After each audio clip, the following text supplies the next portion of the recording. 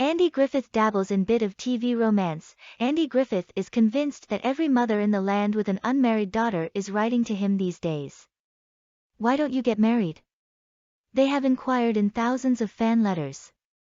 Andy, who actually is a happily married family man in real life, knows they're really talking about Andy Taylor, the sheriff he portrays on CBS' Andy Griffith Show.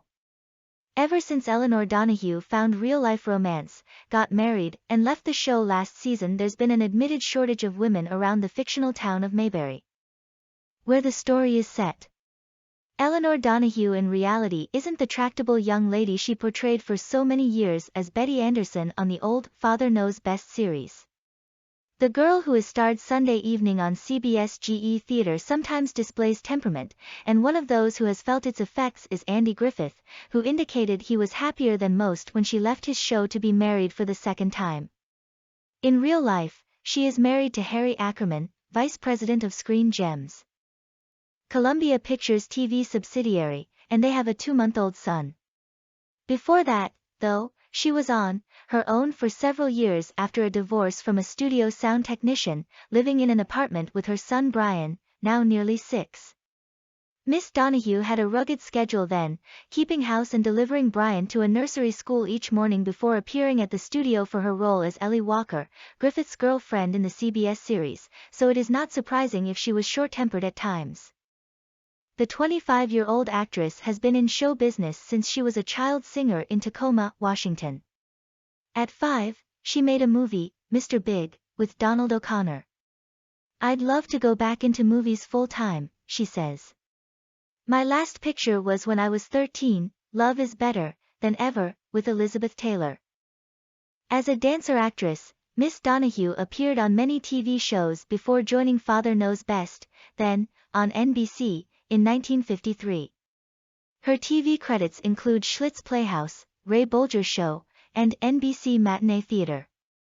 Unlike other young stars who have grown up, she says she has no intention of looking for sexy roles instead of the wholesome American girl parts she has become identified with. "Gosh, no, it wouldn't be me," she explains. "Besides, I have sons to think of, and my dignity as a mother. That problem will be eased for at least one night this week when beauteous Julie Adams guest stars. She will portray a country nurse who ignites a gleam in Andy's eye. Next month another pretty girl, Sue Ann, that's no mistake, that's the way she spells it." Langdon pays a visit, the producers don't come right out, and proclaim that the search is on to find Andy a girlfriend, and eventually, perhaps a wife, but it is obvious they are trying to balance the cast with some girls. Betty Lynn has been seen as a romantic interest for Don Knotts, the comical Barney, Andy's deputy. Julie Adams comes to the show with a string of movie and TV credits. Her television work has included appearances on Hawaiian Eye with her husband, actor Ray Danton. She also has guest starred in such series as Adventures in Paradise and 77, Sunset Strip.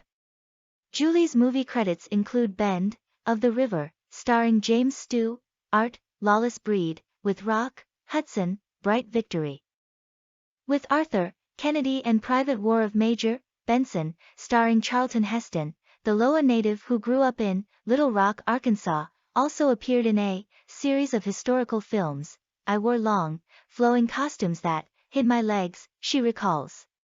"I squawked to the studio."